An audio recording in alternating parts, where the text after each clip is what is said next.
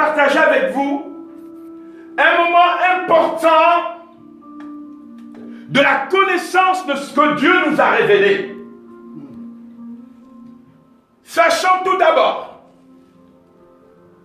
que les choses cachées sont à Dieu et les choses révélées sont à ceux qui sont ses prophètes.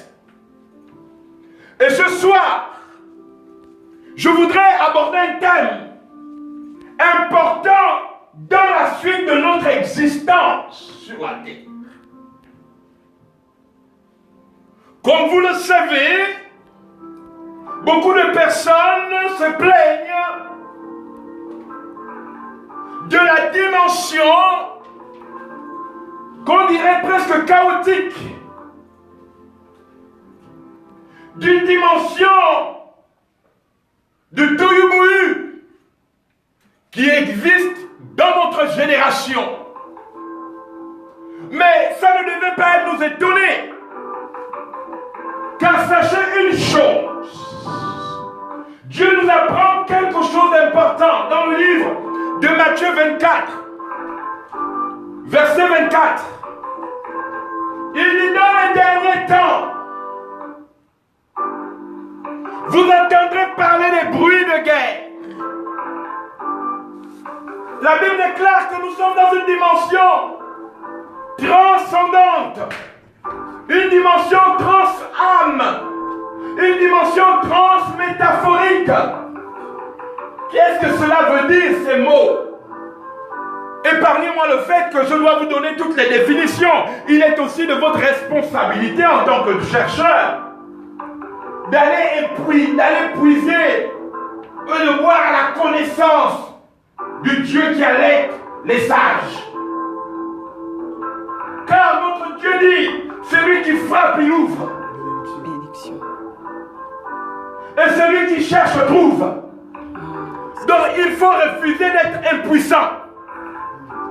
Car un impuissant crée son bourreau. Tout homme qui se rend maître de toi a d'abord exploité ton impuissance. Toute personne qui te défie veut intimider ton corps pour que tu acceptes ton impuissance. Il est important ce soir que nous sachions définir qui nous sommes à l'orée d'une époque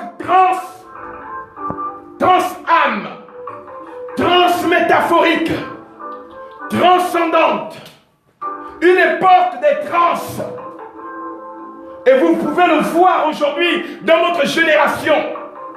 Vous ne pouvez pas trouver un homme de 72 ou de 78 avec un corps sans tatouage.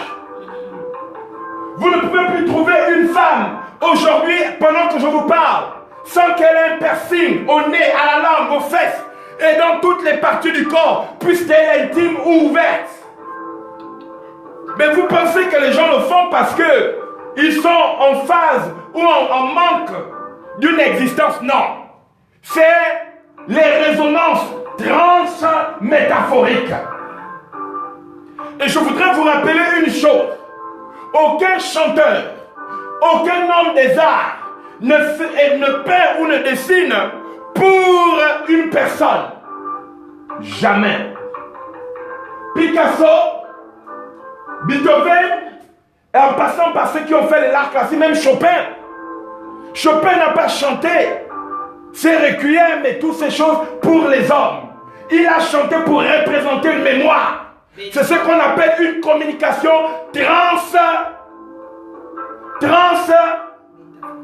métaphorique, transcendante.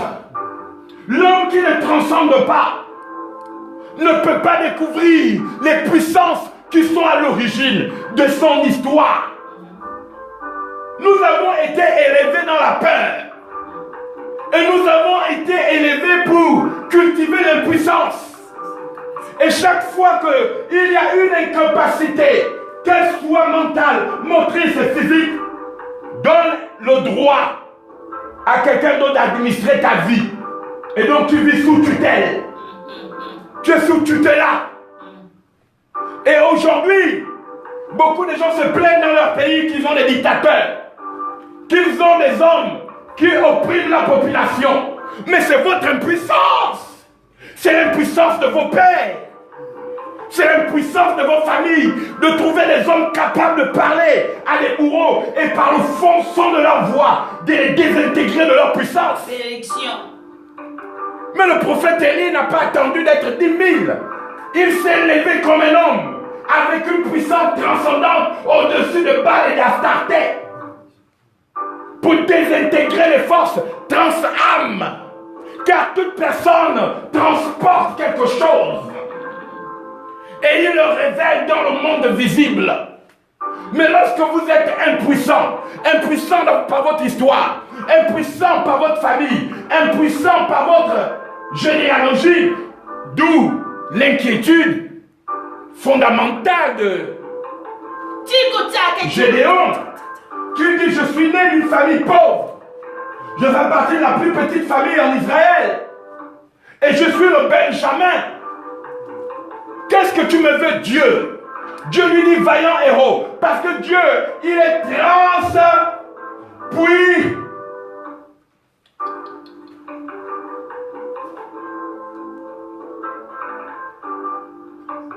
transénergétique, transdimensionnel, ce qu'on appelle immensité. Dieu ne regarde pas un statut normal.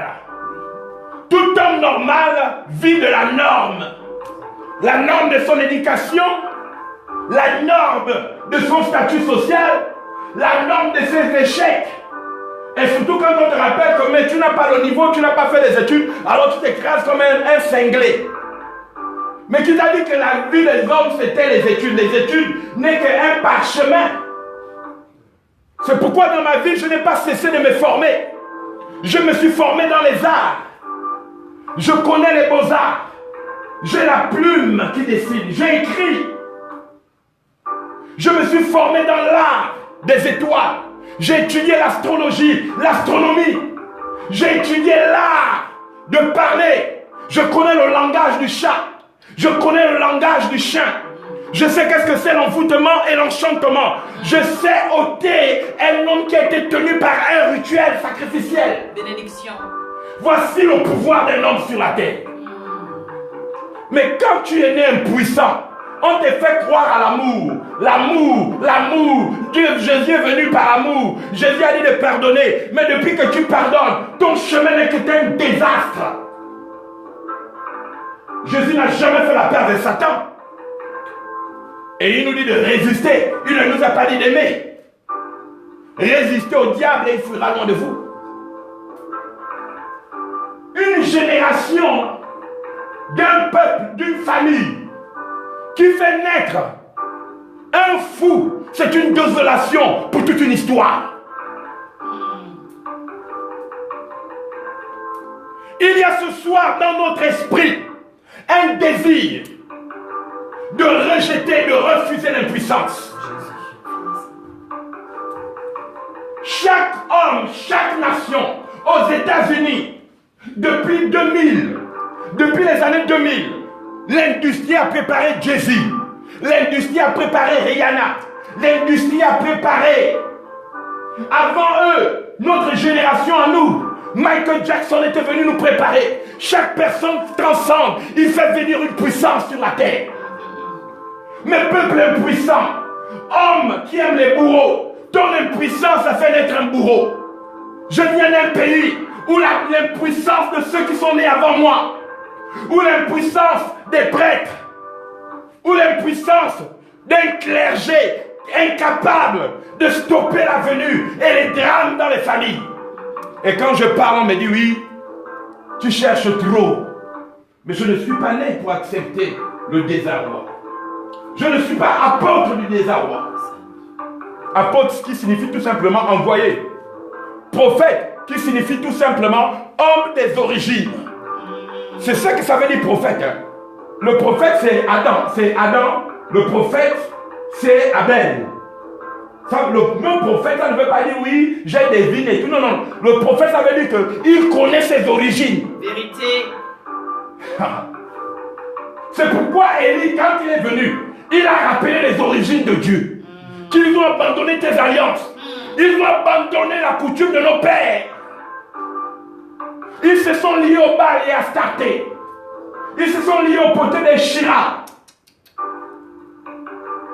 Et ils ont adoré Baphomet.